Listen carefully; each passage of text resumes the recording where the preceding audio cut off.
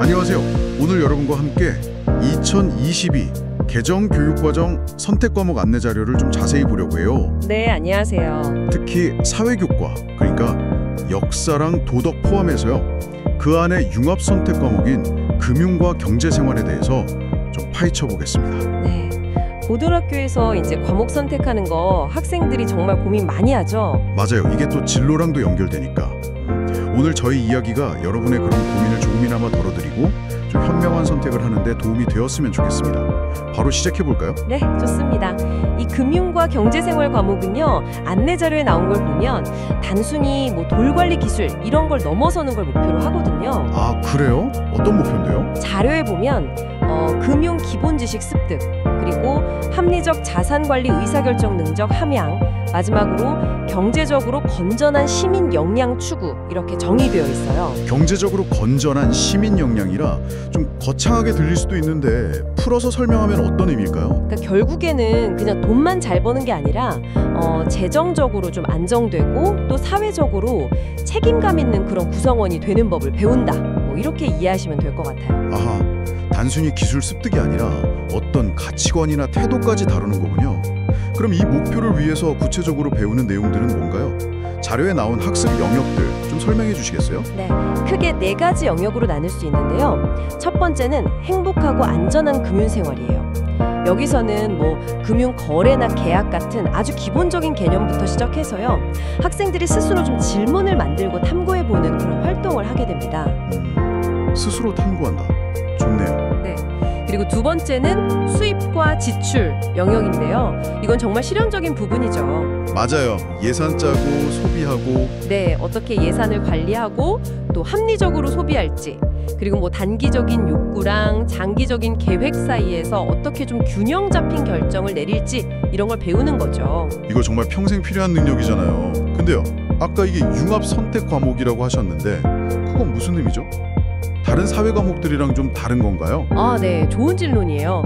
이 안내 자료의 전체적인 구성을 보면 융합 선택이라는 건 아마도 경제, 법, 윤리 뭐 이런 여러 분야의 지식을 통합해서 실생활 문제를 해결하는 데 좀 더 초점을 맞춘다 이런 의미로 해석할 수 있을 것 같아요. 아, 이론만이 아니라 실제 문제 해결 중심으로. 그렇죠. 단순히 뭐 경제 이론만 파는 게 아니라 실제 금융생활에서 우리가 부딪히는 여러 가지 측면들을 좀 종합적으로 다루려는 시도인 거죠. 예를 들어서 세 번째 영역이 저축과 투자인데요. 네.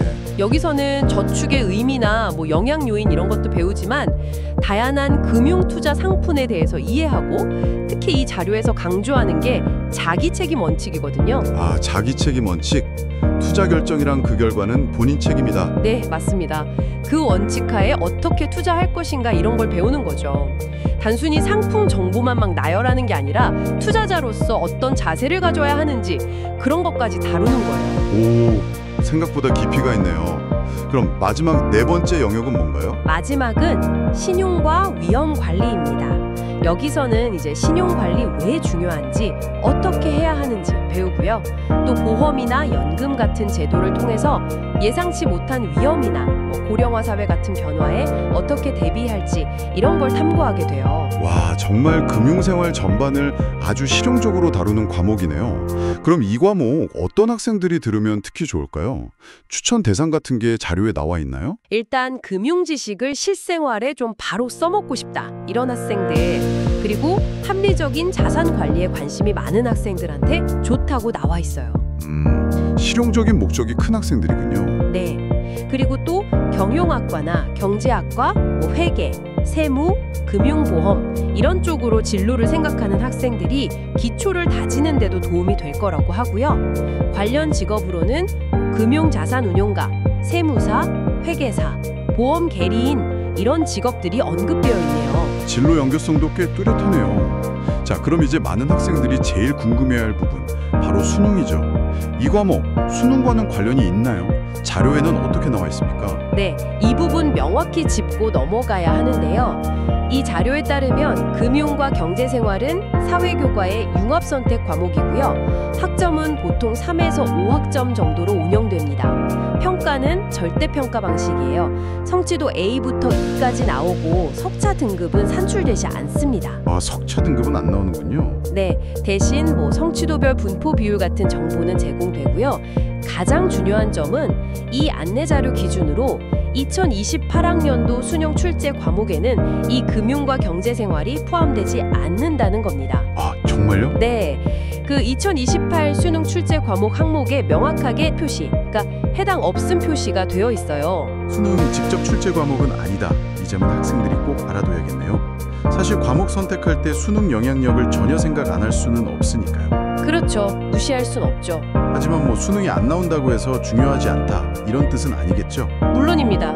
당장의 수능 점수랑은 직접적인 관련은 없지만 이 자료에서도 강조하듯이 합리적인 금융 의사결정 능력 같은 건 사실 대학 가서 공부할 때나 나중에 사회생활할 때 정말 필수적인 역량이거든요. 오히려 시험 부담 없이 실질적인 걸 배울 기회가 될 수도 있겠네요. 네, 맞아요. 그런 측면도 분명히 있습니다. 그렇군요.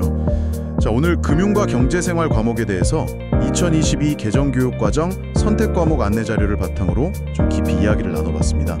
정리를 좀 해보면 수능에 직접 나오는 과목은 아니지만 실생활에 꼭 필요한 금융 역량을 키우고 또 관련 분야 진로를 탐색하는 데는 중요한 어떤 기반이 될 수 있는 과목이다.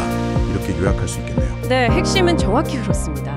과목 선택이라는 게 여러분의 고등학교 생활, 또 더 나아가 미래 설계에 정말 중요한 결정이잖아요. 그러니까 오늘 저희 나눈 이야기뿐만 아니라 본인의 어떤 관심사나 학습 목표, 그리고 진로 계획까지 다 종합적으로 고려해서 신중하게 결정하시기를 바랍니다. 맞습니다. 신중한 선택이 중요하죠. 마지막으로 여러분께 이런 질문을 한번 던져보고 싶어요. 이 과목에서 배우는 내용을 그냥 돈 관리 기술로만 생각하지 말고요. 그 속에 담겨 있는 금융과 경제의 어떤 원리를 이해하려고 한번 노력해보면 어떨까요? 좋은 질문인데요. 그렇게 해서 얻게 된 어떤 시각, 그 관점이 여러분의 일상적인 경제 활동, 예를 들면 용돈을 관리한다거나 아르바이트를 하는 경험, 혹은 뉴스에서 나오는 여러 경제 현상들을 바라보는 방식을 어쩌면 좀 새롭게 만들어줄 수도 있지 않을까요? 한 번쯤 생각해 보시면 좋겠습니다.